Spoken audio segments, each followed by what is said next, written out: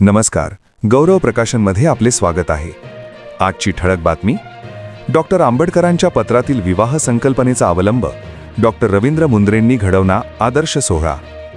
Doctor Babasaheb Ambedkar यांनी दिनांक 4 डिसेंबर 1956 रोजी V.S. कर्डक यांना लिहिलेल्या ऐतिहासिक पत्रात मांडलेली बौद्ध विवाह संकल्पना प्रत्यक्ष कृतीत उतरवत अमरावतीत एक वैचारिक आदर्श विवाह सोहळा पार पडला.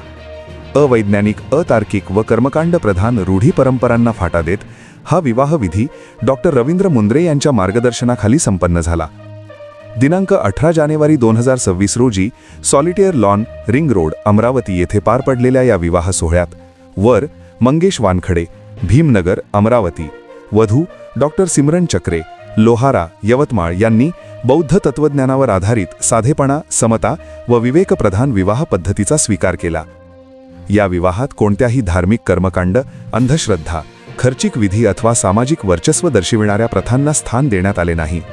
परस्पर सन्मान, समता, जबाबदारी आणि सामाजिक बांधिलकी या मूल्यांवर आधारित प्रतिज्ञा घेऊन विवाह विधी पार पाडण्यात आला.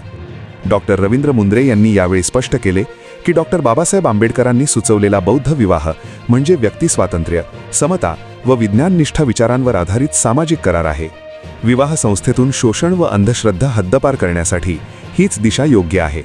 या वैचारिक विवाह सोहळ्यास डॉक्टर दीपक वानखडे, डॉक्टर नितीन कोळी, संचालक परीक्षा व मूल्यमापन मंडळ, संत गाडगेबाबा अमरावती विद्यापीठ, तसेच राहुल नरवाडे, उपकुलसचिव, संत गाडगेबाबा अमरावती विद्यापीठ यांची प्रमुख उपस्थिती लाभली. या विवाह सोहळ्याने केवळ 2 व्यक्तींच्या आयुष्याचा नवा अध्याय सुरू केला नाही, तर नव्या पिढीसमोर बौद्ध मूल्य, वैज्ञानिक दृष्टिकोन आणि डॉक्टर आंबेडकरांच्या विचारांचा प्रत्यक्ष आदर्श उभा केला आहे, अशी भावना उपस्थितांमध्ये व्यक्त होत आहे. आपणास गौरव प्रकाशनाची ही बातमी कशी वाटली कमेंटमध्ये अवश्य लिहा. गौरव प्रकाशन चॅनलला लाईक करा, शेअर करा, सबस्क्राईब करा. धन्यवाद.